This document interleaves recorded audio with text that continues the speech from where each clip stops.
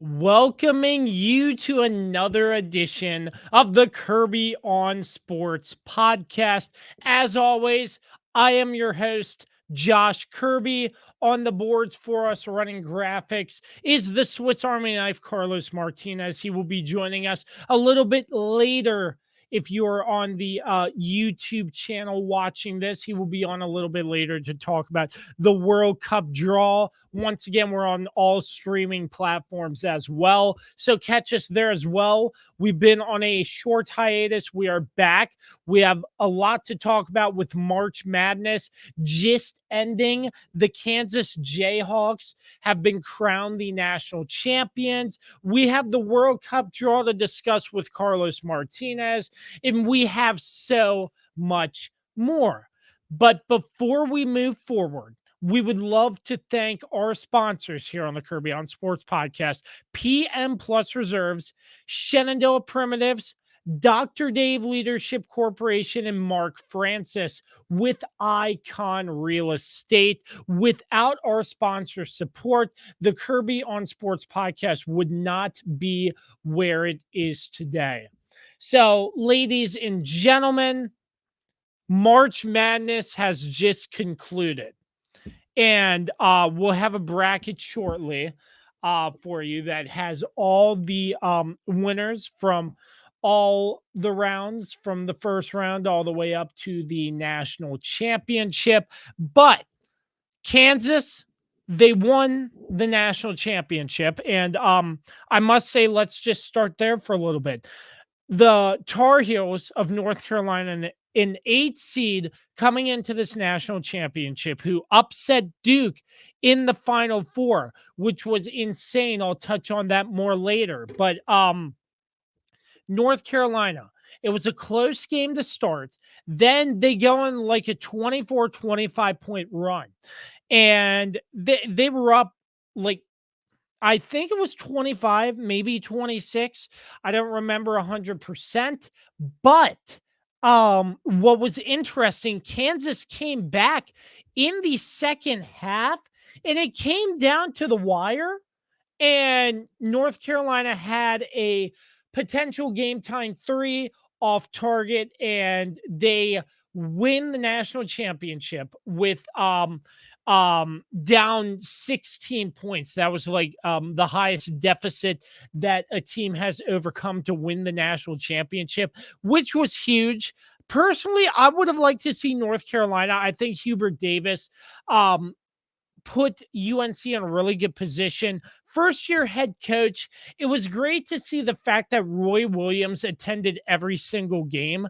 Obviously, Hubert Davis took over for Roy Williams after he retired, but a legendary head coach there for the Tar Heels nonetheless. But it was great to see Roy Williams in the stands for each and every one of those games for the Tar Heels. But Hubert Davis, I really like what he brought to the table for the Tar Heels, not just in this tournament, but for the entire tournament season.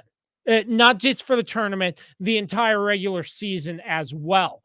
So it was just great to see North Carolina with a first year head coach in Hubert Davis get this far and have a very, very successful battle. I mean, I'm calling it successful, even though they lost, but it was a good, well, hard fought battle all the way up till the very end. And the best part about it was like it was a thriller. The one thing I hate about it, the starting time. The starting time was absolutely terrible at a 9:20 tip. I mean, yeah, I was dragging for work this morning. I'm not sure if Carlos watched it or Dan watched it. Unfortunately, Dan cannot be with us today. We wish you all the best, Dan. But for the most part, I mean, half the people are asleep by halftime. Just really quickly looking at key players I really liked. Obviously Armando Bacot, he sprained his ankle late in that second period, but he has done a really great job. Manek as well. it's crazy his transformation. He had that he used to be clean shaven, then he just grew out the beard massive. He played good. I think Baycott, Manic, Leaky Black, and Caleb Love all had impressive tournaments. An impressive run in the tournament. They did a very great job. As you can see, the bracket is up here for you. So if you're watching this on YouTube, so you can take a look at what there is to see in the field of 64 all the way down to Kansas winning. For Kansas, I really liked McCormick. He had 15 points and 10 rebounds, 7 for 15 field goal. He looked very good. I think he pretty much led the Jayhawks in most of this tournament in the second half when they went to come back. But for the most part, it was a very great national championship. And I enjoyed it. I wish I could have Dan on here because I'm sure we'd be talking more. He'd be talking more about how UNC blew that lead, which is very upsetting. But for the most part, I mean, successful season for North Carolina. To say the least, they made it to the Final Four. They made it to the national championship, fell just short, but they had a they had a pretty great run, in my opinion. Let's just take a look at some of the other key games that I liked. Starting off in the West bracket, number 4 Arkansas made it all the way to the West regional championship game. They defeated the number 1 seed Gonzaga, upset them in the third round. Actually, the Sweet 16 before getting to the Elite Eight. That was a pretty huge game. Arkansas was on a roll, and I have a feeling if Texas Tech somehow managed to upset Duke, then I think Arkansas would have been in the Final Four. That's just me based off what I've seen. But Arkansas looked really hot. Looking at North Carolina, they come out red hot in the second round, beating number 1 seeded Baylor, who won the national championship last year, and right after beating number 4 ranked UCLA, which in my opinion was huge because UCLA went on a huge run in last year's NCAA tournament as well. A team that really caught my eye, that caught the eyes of everybody, would more than likely be the Cinderella story for this year's March Madness tournament, NCAA tournament. St. Peter's. They started off in the first round against number 2 Kentucky and beat them. Next round, facing off against number 7 Murray State, beats them. The next round, facing off against number 3 Purdue, beats them. They make it all the way to the East Regional Championship with one more win to punch their ticket to the Final Four, but falls just short to the UNC Tar Heels. St. Peter's, tremendous season. Absolutely tremendous. But after their season falls, 3 of their players transfer out after their head coach gets a new job with another team. That other team is blanking me at this current moment. But for the most part, St. Peter's, what a great tournament run by them. There was a comparison of the arena that Kentucky plays in as into comparison to the arena St. Peter's plays in. And there was a huge difference, And it goes to show you the budgeting and how much each team spends pretty much. And like the moral of that post I saw on social media was like, it doesn't really matter how much money you have. I mean, you don't have to have a whole lot of money in order to win. And St. Peter's in my opinion, from what I've seen, was a tough, gritty team through their 4 games, their 3 games that they won. They put up a test against North Carolina, but at the end of the day, North Carolina was the better team and they moved on. But St. Peter's, hat off to them. In my opinion, they were the Cinderella story of this tournament. The ACC, the Atlantic Coast Conference, really showed out in this tournament for sure. The Miami Hurricanes, they were a number 10 seed going in, defeats number 7 USC, then defeats number 2 ranked Auburn. Then Iowa State, they get to the Midwest, but fall to number 1 ranked in eventual national championship champions Kansas. But Miami was another team that was on a roll, but Kansas had the upper hand. But Miami, a close second to another team that I thought was pretty hot in this tournament as well. Um, Other key games I liked, Houston knocking off Arizona, another great upset there. And number 11 ranked Michigan defeating number 3 Tennessee. I know a lot of people in their brackets had Tennessee going 3 or 4 games deep, but Michigan had something else to say.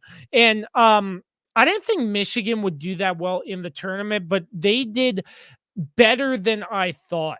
So I mean, obviously, with the drama that their head coach had, um, in the regular season, towards the end of the regular season, I was like, is this going to affect chemistry or something? But yeah, Michigan locked and loaded in this tournament, and they they did pretty darn good. That was another game I liked, but it's the NCAA tournament, and it's all about the upsets, and you see upsets every single year. And I will say, I bet $1 to win $13 when St. Peter's beat Kentucky. So not a lot, but it was just cool to see a win there. But for the most part, March Madness, another successful tournament. It was just great to see all the action, because obviously it's the first 2 days nonstop basketball running on 4 TV stations, and it's great. It's absolutely incredible. And it came down to one final game between North Carolina and Kansas. Kansas ending up taking it. But one of the big storylines in this NCAA tournament was the fact that this was Coach K's final NCAA tournament. Coach K was 2 games short, excuse me, a Final Four win and a national championship win away from going out his last game on top. But Duke beat UNC once in the regular season. Then UNC beat them at Coach K's final home game, and then in the Final Four. What a better way in the Final Four than 2 ACC rivals in the North Carolina Tar Heels and the Duke Blue Devils. I mean, 100%, what a great game. And towards the end there, Duke sort of blew it with their timeouts. That's just what I thought there. But Coach K, unfortunately, the storybook ends early. Such an illustrious and historic career for Coach K. He will 110% be in the Hall of Fame at some point in his time. But I mean, respect to Coach K for all the work he's given to the Duke Blue Devils. But Hubert Davis, I mean, having Duke's number in the Final Four, that was just incredible to see. So, my last and final point there, that Coach K's final ride, it's a new era in college basketball with both Coach K and Roy Williams no longer coaching. We do have some other longer tenured head coaches. Excuse me, other tenured head coaches for a long period of time, but Coach K and Roy Williams were like 2 of the best, same conference in the ACC and rivals. So it was always great watching Duke and UNC battle it out, and it did not disappoint in this Final Four as well. But once again, the Kansas Jayhawks take the national championship from the UNC Tar Heels to end March Madness. I'm sure everybody enjoyed one shining moment as well. It came on extremely late, but that is all the time we have for March Madness. When we return, we will talk to Carlos Martinez about the World Cup draw coming up next. For sports fans living in condominium and homeowners associations, as well as business professionals, when you need a reserve study, PM Plus Reserves has been in business since 1990. Their studies are accurate and easy to understand. Check them out when your association needs a study. www.pmplusreserves.com. You can also contact them at 703-803-8436. Once again, www.pmplusreserves.com. Without further ado, we will bring in the other half of 3 of the Kirby on Sports podcast, none other than the Swiss Army knife and soccer aficionado, Carlos Martinez. Oh, well, we are Hey. totally wonky. There we go. Hey, we are going to Qatar. We are going to Qatar. We are going. Yes, we are going. We are going to Qatar. Celebrations for all, Kirby. America is back after failing to make the World Cup in 2018. We have returned the king. Well, we're not the kings of soccer. We're far from it. But the Americans have returned to the world stage. I'm so excited. Well, I'll tell you, I'm glad you're on board with this, Carlos, because first and foremost, I'm so dumb when it comes to like this World Cup draw stuff. I know it was like a draw. I mean, I was listening to the radio on my way home from work, Yeah, and you're the only person keeping them in business. yeah, that's funny. But anyways, they were talking about the World Cup draw and how it's a long, drawn out show. Yeah, I guess just picking the groups that these teams are going to be in, and I'm like, okay, that's fine. And then the radio brought up another point, which I mean, I don't really care about that, but they're like, oh yeah, they're picking teams for matches that are supposed to start during Thanksgiving. And they're like, why are they doing this? Why is it taking so why are they doing this so soon? And like, I mean, obviously it's easier to get ahead of it, start marketing and stuff like that. But I mean, other than that, I don't really know much about this World Cup draw or how countries are picked in groups and all this. So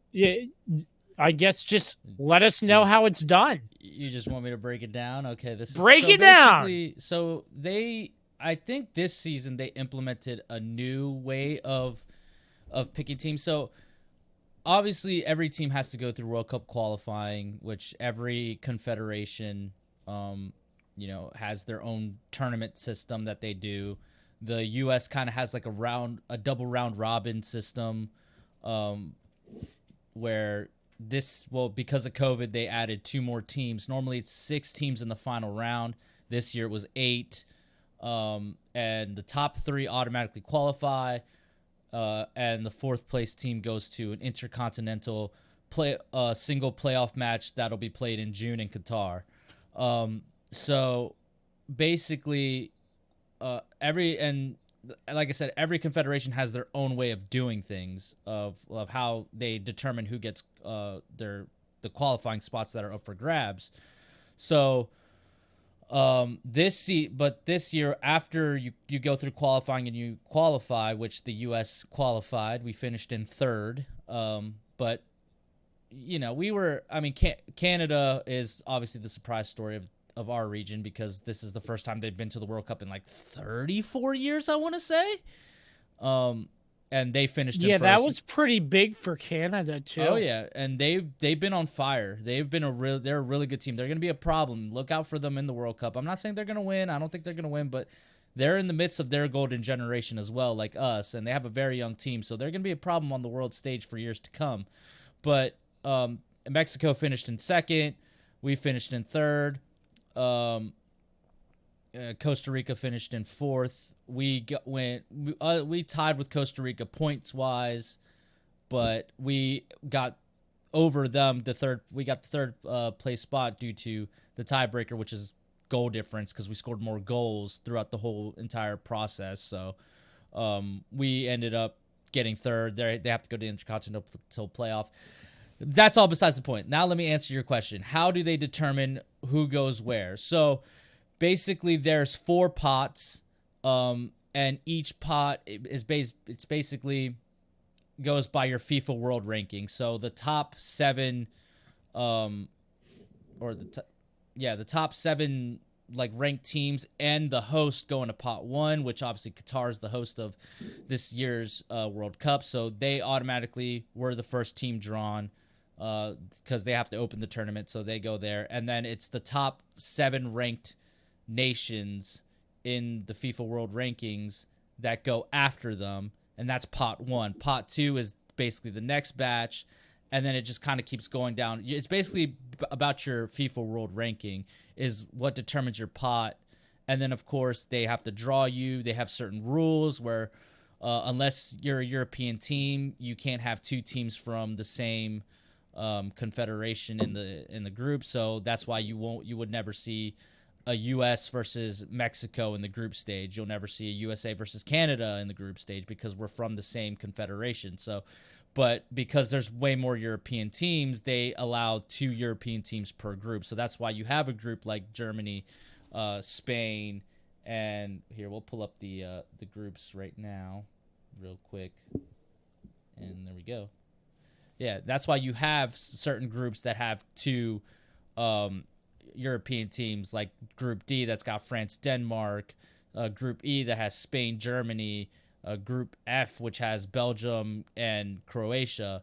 They have the liberty of having two teams from the same confederation, which is the European Confederation, UEFA. Mm-hmm. So since that's so much bigger. Yeah, well, they have more teams that qualify. They get the most. Yeah, I mean, that's pretty much how they pick the teams, and that's why it kind of like jumped around a little bit. So, yeah, I hope that all made sense. It kind of. Hopefully it does. Carlos Martinez, the Swiss Army knife, knows about anything and everything soccer related. So these sort of blanks in Group B, Group D, and Group E, are these like play-ins that have yet to be determined yet? Yeah, so in our group, Group B, which is us, England, and Iran, and then it's the UEFA European playoff winner, because of everything that's going on in Ukraine, Ukraine couldn't play their playoff match because they had made it into the playoff round of World Cup qualifying, but again, then obviously all the stuff that's going on over there happened, so they right now have that game postponed until June, where they'll play Scotland. The winner of that will then go on to play Wales, who won their playoff matchup. They'll play and moved on to the next round. They'll play them in June. These 2 games will be played in June. So the winner of Ukraine-Scotland will play Wales. Then the winner of that will get into Group B, and then the other ones are the intercontinental playoffs. So you have the Asia versus South America playoffs, which is going to have Australia versus the Emirates basically. UAE. Yeah, UAE basically. They'll play them, and then the winner of that will face I believe it's Peru.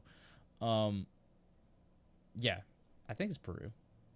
It might not be. I don't know, but yeah, they'll play that also in June in Qatar as well on a neutral site, and then the same thing is happening in Group E, where Oceania will play CONCACAF, so that means New Zealand is going to play Costa Rica, and then the winner of that basically gets into Group E. I see. I see.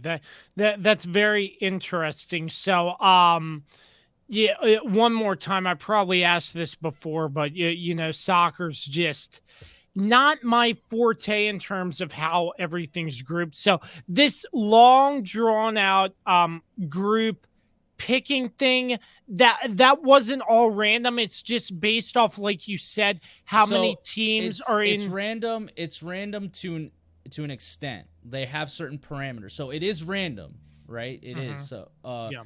but there's certain rules. Like again, you can't have 3 European teams in one group. You can't have, there's only right now as it stands. There's only 3 CONCACAF nations, which is USA, Mexico, and Canada.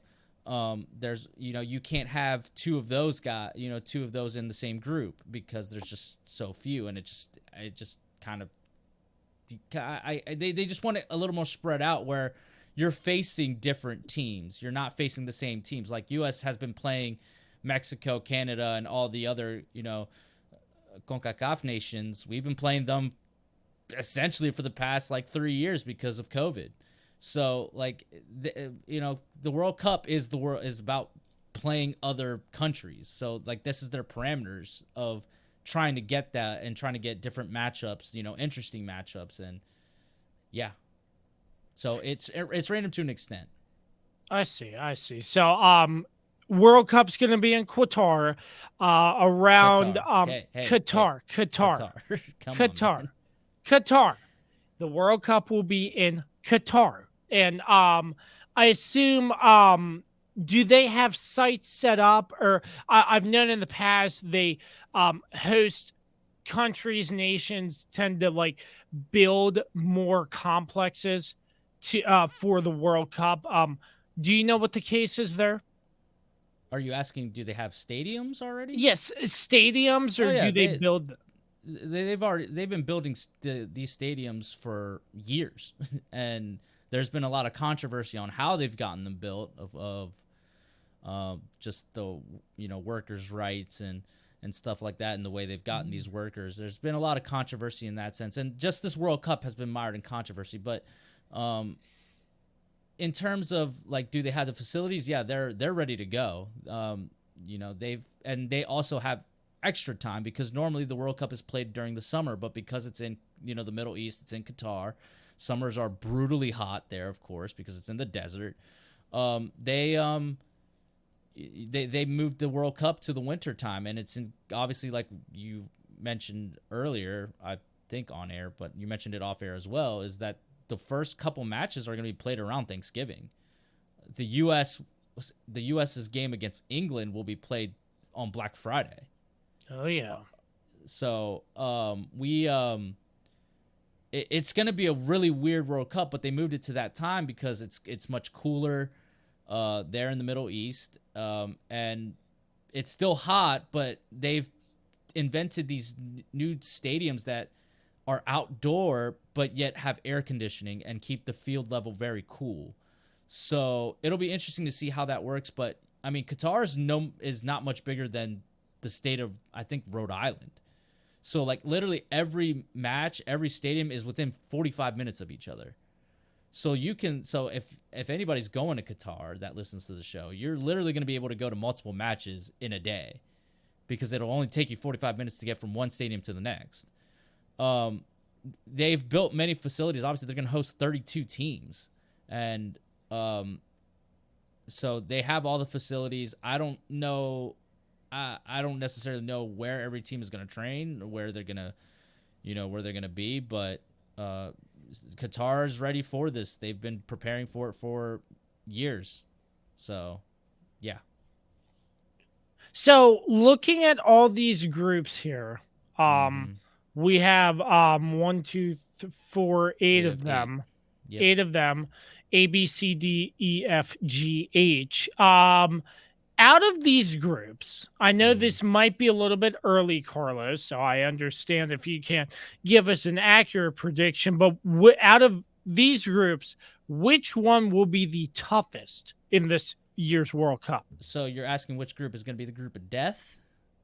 Pretty much. The group of death this year, I mean, that's a tough question because there's no, I mean, you could look at Group E. You got Spain, Germany.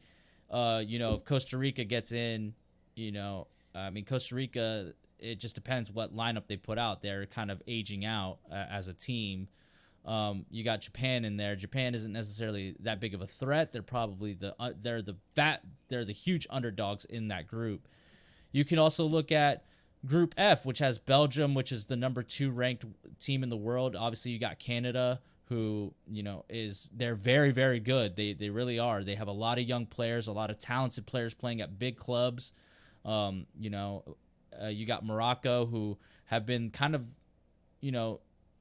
they've been very good going through qualifying. And obviously you have Croatia, who were the 2018 FIFA World Cup runner-ups.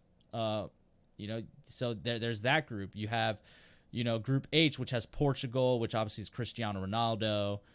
You have Ghana, who has been the U.S.'s like big nemesis in the World Cup. In prior iterations, you have Uruguay, who still have have a lot of top talent. And then South Korea, which is kind of, they're a very good team, and they're just very, very unknown. They got players like Son, who plays, a very big role at Tottenham, in the Premier League. So you can look at a lot of these groups, and you can make the case that they're the group of death. Me personally, I think Group H is probably the group of death, just because it has a lot of good talent in there. And so I would say that would probably be the toughest group to get out of. Okay, I see there. So yeah, going back to these groups and all, because once again, I know nothing about this. It starts out as group play, and then goes to bracket play. So then it starts out as the group stage, then it goes to the knockout phase. So basically, the group stage is just a round robin, right? Every team has to play each other. So whenever you qualify for the World Cup, you are guaranteed 3 games. Okay, you play those 3 games. The top 2 advance to the knockout stages. So then you go to the round of 16. Then it's single elimination. So it's just 1 game from there on out, and then obviously we get to the final. You win. It goes by points system. So you win, you get 3 points. You tie, you get 1 point. You lose, you get no points. And then obviously the top 2 teams with the most points move on to the next round. The other 2, your tournament's over. I see. It looks like it's going to be a pretty exciting tournament. I'm sure you're all pumped up, ready to watch soccer this fall. It's going to be one busy season for the Kirby on Sports podcast with the NFL and the World Cup. Yeah. That's going to be very, very interesting because, like you said, that's going to be right in the middle of like the NFL season. So I don't really know how we're going to cover it. We're going to have to really discuss some things. I might have an idea here to pitch to you when we get off air, but it'll be interesting because we're gonna have football and we're gonna have football. We're gonna have the world's game and then America's game going on at the same time. And Thanksgiving this year is gonna be interesting because I don't know what I'm gonna watch, because you're gonna have the Cowboys playing, and then you're gonna have World Cup matches going on at the same time. So I'm not entirely sure how that's gonna all work out, but I'm super excited. I'm excited for the U.S. I think we got a very favorable group. Obviously the big dog in that group is going to be England. They're the favorites to win it, but I wouldn't be surprised if the U.S. maybe pulls it out. I mean, this is a young, feisty team. They don't really know any better, and I think we match up very well with England. And obviously that's one of the big marquee games of the group stage is those two matchup, or those two playing each other. Last time we played them in a World Cup was 2010. We tied with them 1-1, and ultimately we won the group. and yeah, so hopefully we can do the same thing this year in the World Cup. But England's going to be a tough opponent. I think we match up well with Iran, and it'll be interesting to see who the third matchup is going to be. Yeah, very interesting for sure. How do you think the United States fares in all this? I mean, it looks like they have a pretty favorable squad in a very favorable group, according to experts. We have, I mean,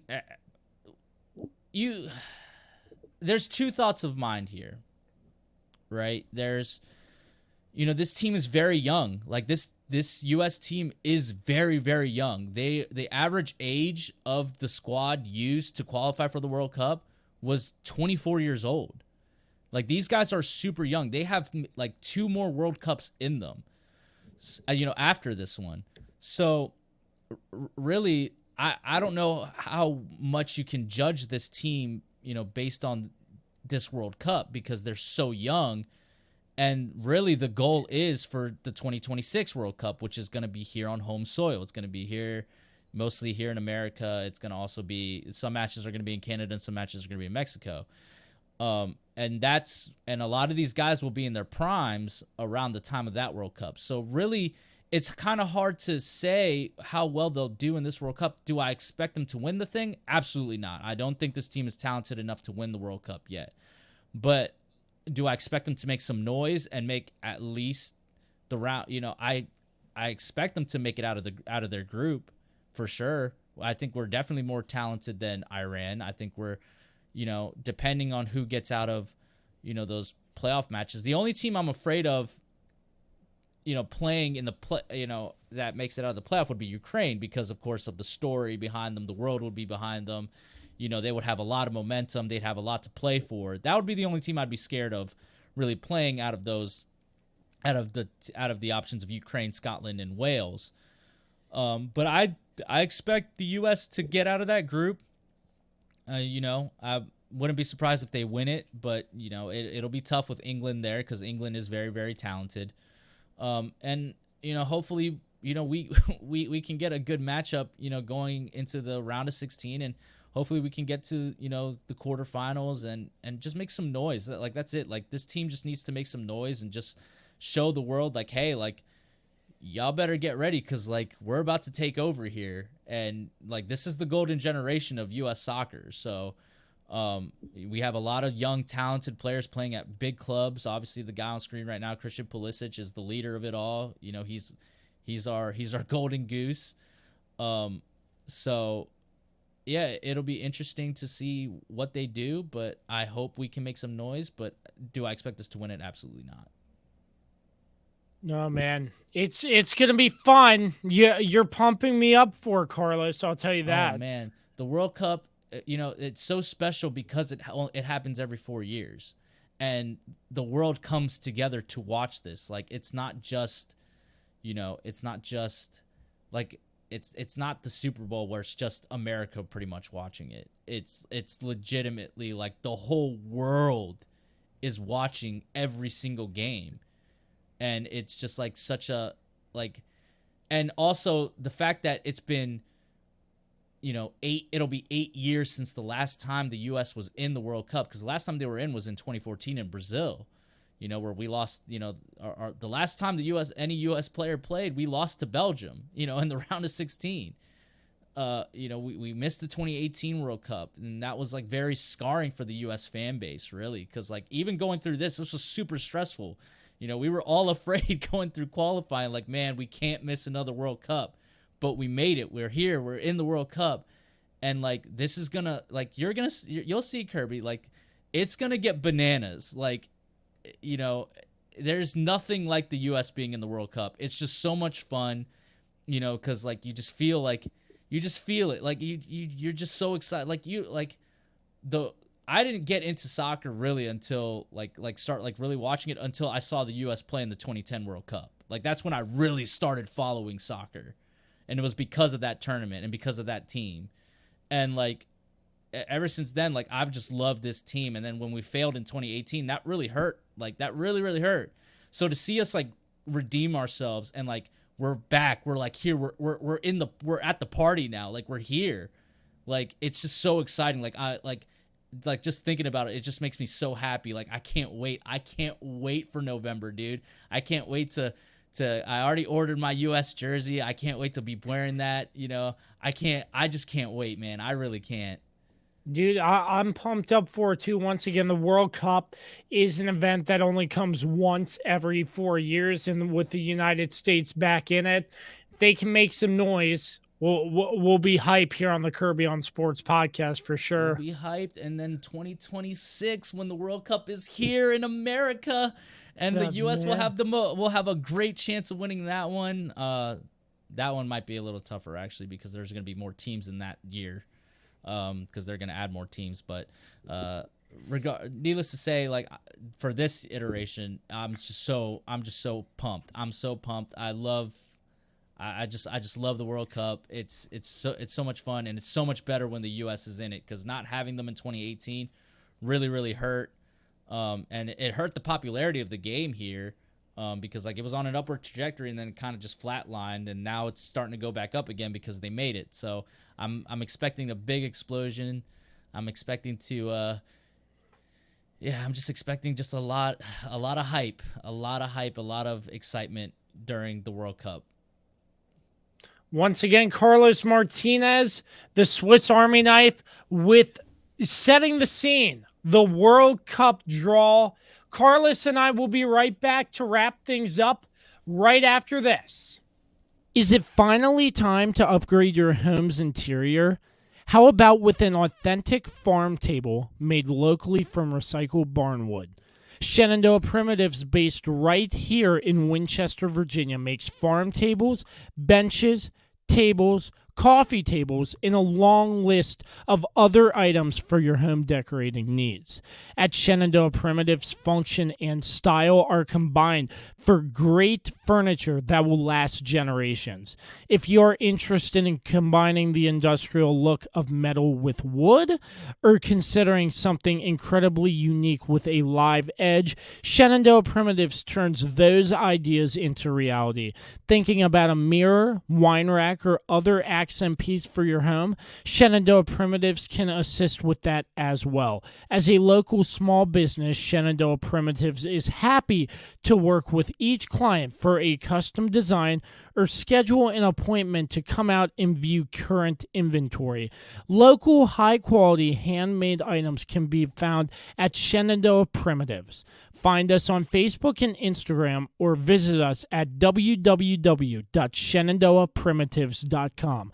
Once again, that's www.shenandoahprimitives.com. Hey, sports fans. Thank you for listening to and supporting the Kirby on Sports podcast with founder and host Josh Kirby, along with lead contributor Dan Dembski. Like, subscribe, and give them a 5-star rating wherever you get your podcast from. My name is Dr. Dave Miles, founder of Dr. Dave Leadership Corporation. Our company helps leaders build engaged and productive teams. Exclusively for listeners of the Kirby on Sports podcast, you can take an opportunity to discover your primary communication style and learn more about effective communication with others. Text Kirby to 757-903-0743 for your free copy of the Working From Home Communication Assessment, where you'll learn your primary communication style, how to better communicate with others not like you, and tips on working remotely based on your personal communication style. 10 minutes, tons of resources. Learn about yourself and your team. Again, text Kirby to 757-903-0743 for your free assessment report today. I'm Dr. Dave Miles, founder of Dr. Dave Leadership Corporation, where we help you and your team be more engaged and productive by understanding each other better. Back to you, Josh. Hey there, this is Mark Francis of Icon Real Estate. If you have any real estate needs in the Winchester surrounding area, including West Virginia, give me a call. I've got extensive experience, been in the business for almost 20 years, and would love to help you out. Track me down at Icon Real Estate. iconcells.com, or even give me a call, 540-247-1527. Again, iconcells, ICONSELLS.com, and I would love to chat with you and help you out. Give me a call. Once again, we're back. I am Josh Kirby, joined by the Swiss Army knife, Carlos Martinez, wrapping stuff up here. But Carlos, we have to ask, you have some plans for us for draft coverage. We're going to be having a mock draft episode coming out soon, but I'm sure you're excited. Give us a slight preview about what you have on tap there for us. I can't reveal my cards, buddy, but I know one thing. I'm going to have to redo some of it because of that trade that Philly and New Orleans made.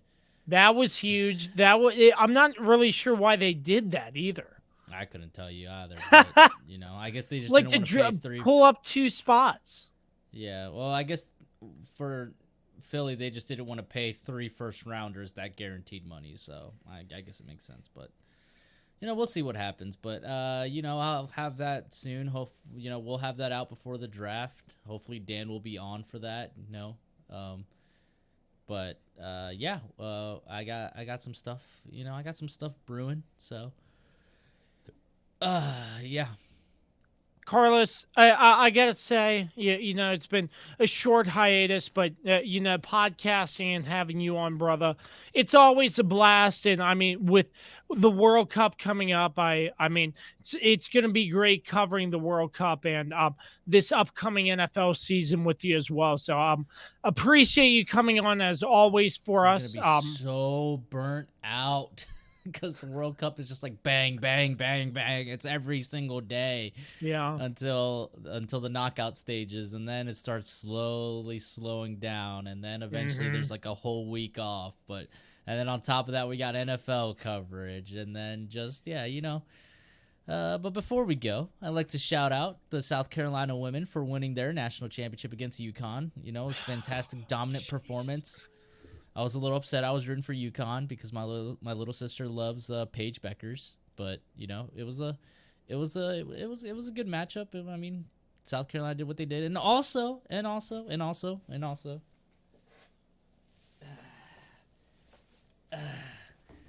shout out to one Roman Reigns for winning on Sunday night at WrestleMania and becoming the undisputed WWE Universal Champion. Shout out to Pat McAfee for burning down the house. I love that guy. That was freaking awesome. And shout out to Vince McMahon and the WWE for having such a great 2-night event. I had a lot of fun watching WrestleMania. It's pretty much the only time I watch wrestling nowadays. But it was a great event, and it was at the home of the Dallas Cowboys, AT&T Stadium. It was, dare I say, stupendous. And that's all I got. Well, I took the liberty to fill out one and only one women's bracket for myself on my phone. Mm-hmm. I got a 58.5% with 1,040 points, and I picked South Carolina and UConn in the national championship game with UConn winning. That was a smart pick. Well, it was still a smart pick. Obviously I was rooting for UConn to win, but South Carolina. UConn's like the Alabama of it, women's basketball. But they haven't won a championship in so long. Mm-hmm. It's been forever since they've been to a championship, but they got there. But South Carolina was it was a lot of second chance points, a lot of offensive rebounds. They were just more physical. They just wanted it more, really, and they were just a lot bigger than UConn. And ultimately, when you got some of your key players not really playing well, like Fudd was not really, she was sick leading into the final. And really the only person really doing much was Paige Beckers and Edwards. Those were really the only 2 UConn players I can really highlight. Everybody else was kind of off their game. You're not going to beat a team like South Carolina like that when only 2 of your players are on it. So, sad for Paige Beckers, especially because like the championship was in Minnesota where she's from, but she's still got 2 more years. She'll be back. was it just me, or their attention on South Carolina's head coach to get a job in the pros? I couldn't tell you. I'm not that You didn't into hear it. it? I heard something about it. I thought that was pretty interesting, if so. But I don't really follow women's basketball. I just know UConn's in the tournament every year, and they manage to find a way to get to a national championship every year as well. But Not every year. Like I said, it's been a while since they've been in the national championship. It's been a while Yeah. since they've won one. So I don't really consider them the Alabama of women's college basketball, but they are typically a very good team. Yeah, absolutely. But that is all the time we have here on this edition of the Kirby on Sports podcast. Once again, a big thanks to our sponsors, PM Plus Reserves, Shenandoah Primitives, Dr. Dave Leadership Corporation, Mark Francis with Icon Real Estate. For the Swiss Army knife, Carlos Martinez, I am your host, Josh Kirby. You can find the Kirby on Sports podcast on all streaming platforms and all social media platforms, and at kirbyonsports.com. Until the next time you hear us or see us, always remember to create greatness, and we say so long and peace out.